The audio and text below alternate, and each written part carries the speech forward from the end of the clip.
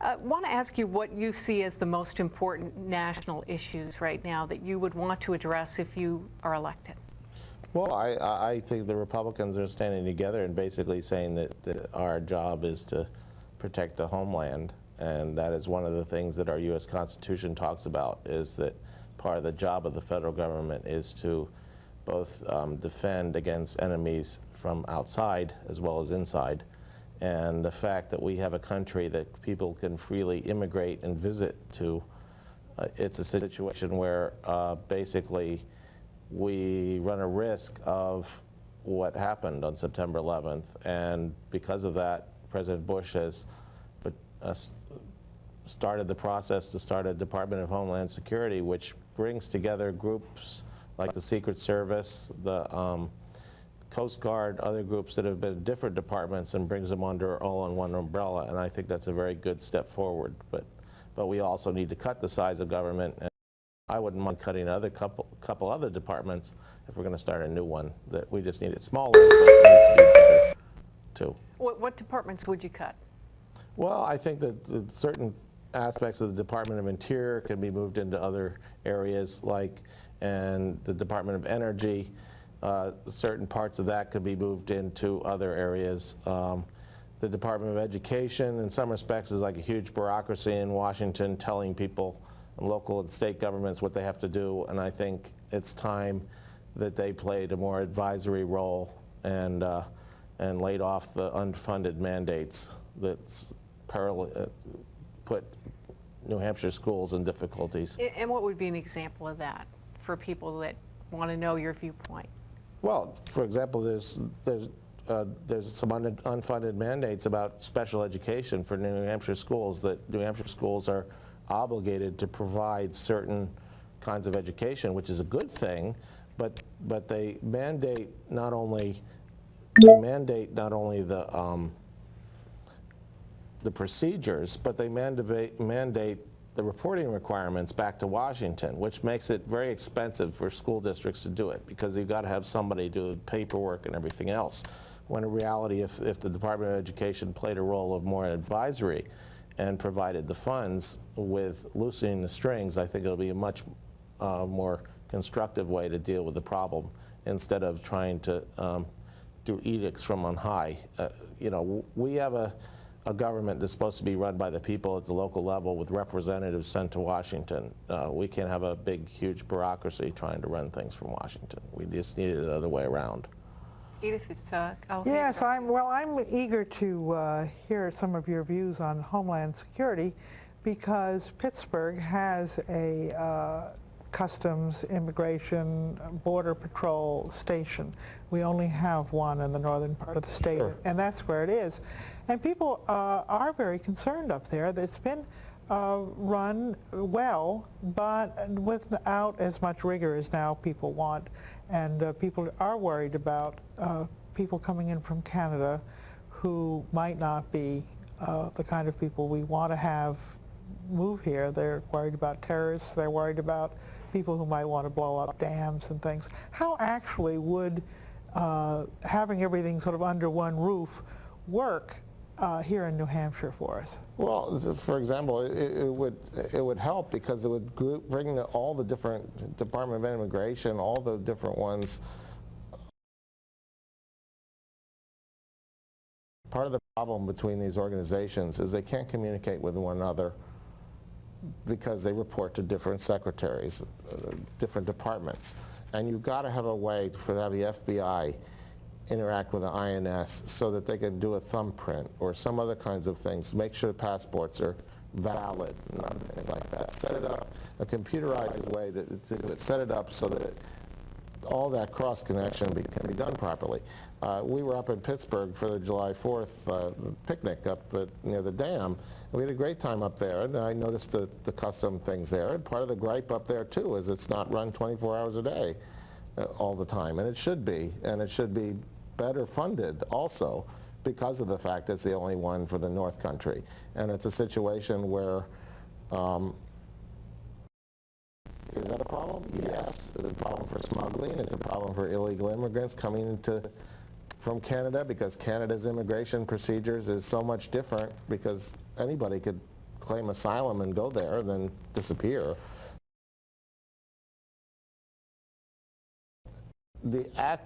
The congressman from the 2nd District needs to play an activist role in making sure it gets done. We just can't rely on Bob Smith and Judd Gregg to do the right things. What would you do then? How would you play an active role?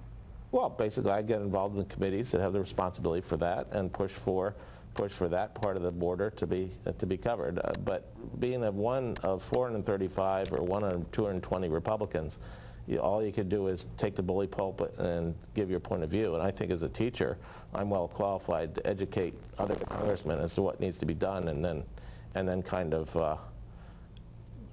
give a friendly push in the right direction to make sure New Hampshire's taken care of when we're talking about border and homeland security.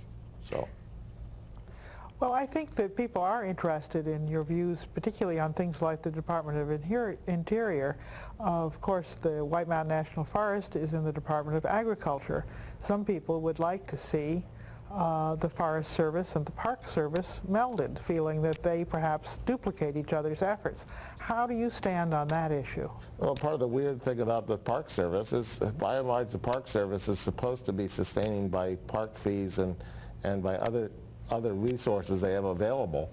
And the way the bureaucracy works in Washington, they can't get vendors to come in the parks and charge the vendors a certain percentage without going through all sorts of red tape, when in reality the vendors have already volunteered to essentially run the park and let the National Park Service oversee things, like, say, in Yosemite and other places.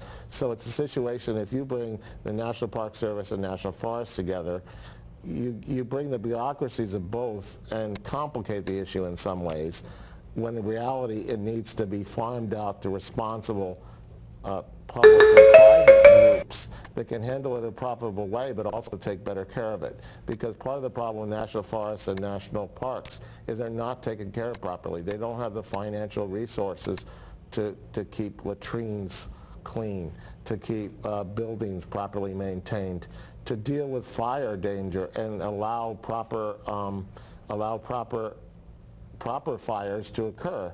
They all go after the huge big fire, but they don't allow the small ones to occur. They're a natural part of keeping the forest healthy. So how would you see this would affect the management of the White Mountain National Forest?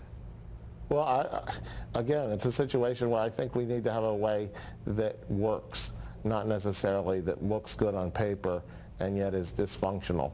Part of the problem with having the National Forest and the Department of Agriculture, they treat the trees like they're corn crops. Well, they're not. They're not only natural resources for loggers, but they're also very valuable for the purpose of, aesthetic reasons and when people want to go hiking and whatever. But they are a real resource that we can properly manage. But the way the Clinton administration did it, they made the things much worse by taking away private land, by saying that people couldn't go in to get old wood, even though the old wood was in danger of dying or other things like that. And it's a situation where, just due to insects or what other kinds of things. And it's a kind of thing where it's enormously complicated, but again, I don't know how you fix things by melding them together unless you're going to streamline at the same time. And I think streamlining is an important thing, but yet the National Park Service and the National Forestry Service has to be properly funded in the first place so that they can do what they need to. Mr. Douglas, let's talk, if we could, about health care. It's a big issue here in New Hampshire. Would that be a priority of yours, and if so, what would you do? Well, I'm not a medical doctor. In some respects, I would rely more on the medical doctors in Congress and senators who are medical doctors too, like the Senator Frist is a medical doctor, and I would rely on his advice as to what is going on. But it's also a situation where a national health care system won't work. I think what people need are options that are available to all federal employees of a wide choice of health care plans if they come under Medicaid or Medicare, so that fraud and other things like that, which is severely impede the system can be dealt with in an appropriate manner. Now, you said federal employees. What about the person out there that has no insurance at all, no health care insurance? Well, then if they don't have any, they should be able to take it right off their income, right off the tap, and essentially mean that that would be an expense that they would have, that if they're self-employed, that it's automatically deductible fully, and that basically, in a sense, building the system, that's a part of the cost of having a family, and yet there are things the federal government can do to make that to make it easier for people to obtain. Are you talking about premiums or the actual cost of care? Well, premiums. I think the private insurance plans are in some respects more effectively run and beneficial overall than public ones. Public ones tend to just suck all the money away instead of giving it to where it belongs.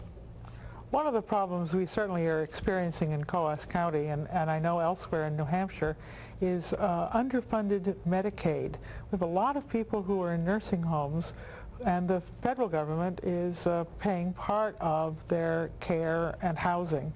Part is paid for by the state and part picked up by the county. In Coos County, it's a $2 million deficit now, as Medicaid has fallen into the underfunded category.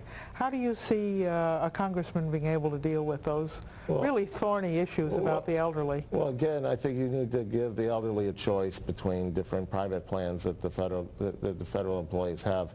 But one of the things that concerns me more about what's happening in Coos County is that the fact that the EPA, the Environmental Protection Agency, is telling the paper mills up there that the water that comes out of the paper mills has to be cleaner than it is that it goes in, and that's part of the problem with the unwieldy bureaucracy in Washington. We've got to have a change. Mr. Douglas, I want to thank you for joining us on New Hampshire Outlook. So thank you very much. Nice meeting you. Thank you very much. Good to talk with you. Second district's boundaries are, because not everybody knows what the first district and second district are, and how are they determined? Well, the first district includes all of Carroll County, all of Belknap County, except for Sanborn and Tilton, Hooksett and Merrimack County, all of Stratford County, and then you have all of the seacoast towns. And in Hillsborough County, you have you have Manchester, Goffstown, Bedford, and Merrimack. So this is basically cutting the state almost in half, or parts Not a down? third. It's a much smaller geographic district than the second district is, the number of square miles, so that's the fortunate part. But it's also the most conservative district. And Gene, your second district, how would you describe that? Well, it kind of goes from Salem around through Nashua, up 93 on the west side of Merrimack, and then up 93 up through Concord, and then up to Tilton, around the top part of New Hampton, not New Hampton because that's the Franz area, and then all the North Country, including Pittsburgh. We had a nice time yesterday going to Brookline Parade and then a barbecue up in Pittsburgh. So I was bouncing around the district yesterday a bit. So You're covering quite a bit of territory. yeah, in the it second district. was about 250 miles going up there and back, and so it's a beautiful district. I had a great time going around through Keene, all sorts of different places. It includes New London as well. Yes, right. And Hanover. Right. And Lebanon. So Well, let's get right down to... So everything 93 and west, 89 is almost all in the second district. So it's a really... Now, earlier you mentioned redistricting, and the interesting thing is for the congressional redistricting, which has already been done, so it's not impacted by the legislative impasse, but the Democratic plan put me, New Hampton, into the second CD after I was announced candidate. Now, is this going to change in any way? No, that won't change because that's set. Your gubernatorial race, United States Senate, Congress, the Executive Council districts, they'll all go on as scheduled, but it's the state Senate seats and the state House of Representatives that very likely will not be able to be voted on at that September 10th primary date because of what's happened with redistricting. Now, Tom and I were talking about redistricting earlier. What's going on with the legislature? You're a legislator. Currently. And what's going on? People look at this and say, is this... For the same people that they've been voting for all these years because all of a sudden they're going to be in new districts. It's really crazy the way that the districts are being done. You know, in Manchester, for example, in one district that was passed by the city of Manchester just a couple of months ago, and the court put them in a different district. So much confusion. Well, let me go over to Gene. Gene, why are you running against Charlie Bass? Well, I'm a conservative pro-life Republican who feels it's important to hold up the standard to protect innocent human life as well as to protect the institution of marriage and the family in the U.S. And basically, on issues that are important to me and many Republicans here in New Hampshire, Charlie Bass votes with the Democrats. And if you're going to represent the Republican Party for the 2nd District in New Hampshire, you should run and vote like a Republican. It's not just small, isolated issues, but he only has a 67%, one of the lowest with the American Conservative Union. And much of those other things that he votes with the Democrats are on these social issues where basically President Bush is trying to pass something, or they're trying to protect innocent human life, protect, again, the minors from getting kidnapped, a variety of things like that. Basically, Representative Bass votes against it. But if he wins the primary, of course, I'll support him for the general. But it's the kind of thing where, thankfully, there are enough pro-life Democrats that his votes on that are canceled out easily enough. But it's a situation where it makes me that's why I'm in this race. And I'm thankful to be in this position because it is taking a stand that's an appropriate one. Now, one question people in New Hampshire are going to ask you is that you've just barely moved into the state of New Hampshire, and now you're running to represent people in New Hampshire. How can you justify that? Well, I went to UConn and got my master's in polymer science in 1982, and my dad grew up in New London, Connecticut, and I've got relatives buried all over New England. So when you're a conservative Republican in a state that kind of manufactures Weicker, Republicans sort of independent, sort of weenie, whatever. It's a situation where you tend to look northward for inspiration about Republican politics. And I became a fan of Congressman Bob Smith and Congressman Judd Gregg at the time when they were in Congress. And I've been paying attention to Republican politics in New Hampshire ever since. And we got an opportunity to come back to New England, and my brother was in the Boston area, and the only place that attracted us at all was New Hampshire. I'm a teacher. That's what kind of dragged me around the country, but we've had a lot of adventures, but I don't have the time to go into it in depth here, but it's a kind of thing where when we got here and found out what Charlie Bass's record was on these issues, I checked around to see if any conservatives were going to take him on, who have taken stands before on these things, and I found out no one was going to do it. So with my political experience, I ran against long shots in Hawaii for Senator Daniel Kaka and Senator Daniel Inouye's seat on these same issues. Well, I figured, well, why not me? I can listen. I'm a science teacher. I can tell people what needs to be done for New Hampshire. I can listen to people in New Hampshire. And so it's a situation where I think that I can do a better job than the current congressman, particularly on these issues. Okay. And Fran, you're running for an open seat because John Sununu is going to challenge Bob Smith and going from there, depending on what Gene Shaheen. Why are you running?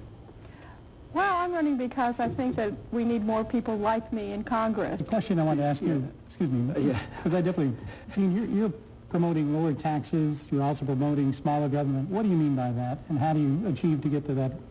Well, let me give you an example. One of the things that the federal government loves to do is micromanage local issues, whether it be education or whatever. And it's a situation where there's a funding crisis now for special education in the state of New Hampshire. And they make a mandate, and yet they don't fund it. I frankly think that the federal government, particularly in education, should be out of the mandate business. Sure, they could set standards and to say, look, if you want some federal money, we'd like you to do these things. But to mandate the stuff and then not pay for them is something that's beyond the pale. But it's also another situation, too, where I'm a chemist, but I'm also a chemistry teacher, so I kind of look at it from two different perspectives. The way the federal government gets involved in environmental policy, like, for example, in the North Country, part of the reasons that the plants closed down was that the Environmental Protection Agency came up with regulations saying that the water going out of those plants had to be cleaner than it went in, which scientifically doesn't make any sense. What is a paper mill supposed to do? To distribute distilled water to downstream? That's absurd, because practically fish would die in distilled water. It doesn't work that way. And yet it's a situation where when the regulators get in control and you lose scientific sense about these things, then places like the North Country get hurt. And and there are other reasons, technical and otherwise, that I think that I can offer it, particularly like here in New Hampshire. I've got a master's degree in chemistry, bachelor's in chemistry and math, but I can't automatically teach in the public schools because I don't have a teaching credential. And it's the kind of thing where there should be a national credentialing system where anyone with an advanced degree in a subject matter that's needed at the high school level should be automatically able to teach that. Sure, you could get some other courses on the side for methods and whatever, but it's a situation where there has to be a way to get the education establishment under control and yet play a role in producing people for future generations, technically and mathematically proficient. And so it's the kind of thing where there's a whole bunch of dynamics, but that affects business. You know, businesses in New Hampshire want intelligent people they can hire, want people with proper training in science and math that can understand the technical things that they need to. And yet the federal bureaucracy in Washington wants to nitpick over little details and say, send us all this paperwork. One other thing in your literature, you want to abolish the IRS. Do you want to abolish it or improve it? No, I'm a Steve Forbes fan. Basically, I happen to believe that the tax code, which is now thousands of pages, should be in the size of a paperback book. Businesses and individuals should be able to file with a 3x5 card or postcard in the mail or on the internet very easily. And believe it or not, I think the taxes that would be available with that kind of change, the amount that's collected would go up, because there'd be a lot of businesses who are doing business under the table now who would find it's better business for them finally to do it the right way, and so there'd be a lot more compliance instead of the games that goes on, accounting tricks and all sorts of other stuff that people are, you know, finding that WorldCom, you know, just because of accounting tricks that some lawyers thought up, is now going down the tubes. Enron before that. But again, the Democrats have been in control of Congress for generations, and now it's finally coming home to roost, and that's why I think we need a real Republican in the 2nd District, not only who will vote Republican on economic and technical issues, but also vote Republican on social ones too. So I've got a lot to offer in this thing. We asked Fran who her likely opponent would be, but how about yours? Well, it's weird because I think because it's a Republican district, my likely opponent is now. My opponent is Representative Charles Bass. I'm running against the incumbent. And it's a situation where I feel confident that if I can win the primary, most Republican supporters of Charlie Bass will vote for me. The alternative is Norman Jacklin and Katrina Sweat. They're not voting for me. And yet it's a situation where if Charlie Bass wins the primary, then a lot of Republicans may not vote at all in that race. So it's the kind of thing where it's because the kind of competition Katrina and Charlie are having is who's more moderate and who cares more about things. And it's like, whoopee, that doesn't affect the bottom line about how legislation affects New Hampshire. And it's a situation where I feel it's my responsibility to go out there. Sure, I need people to help me, and I love to have people donate donations to my campaign, but unfortunately, it's a situation where I'm a bit in a box going against a dynasty like that. But I'm also a Douglas, and there was another Douglas of the Douglas clan previously in this race in the seat, Chuck Douglas, but he's a 1F Douglas, so that came in the 1700s, and my Douglases came in 1600s to New England. So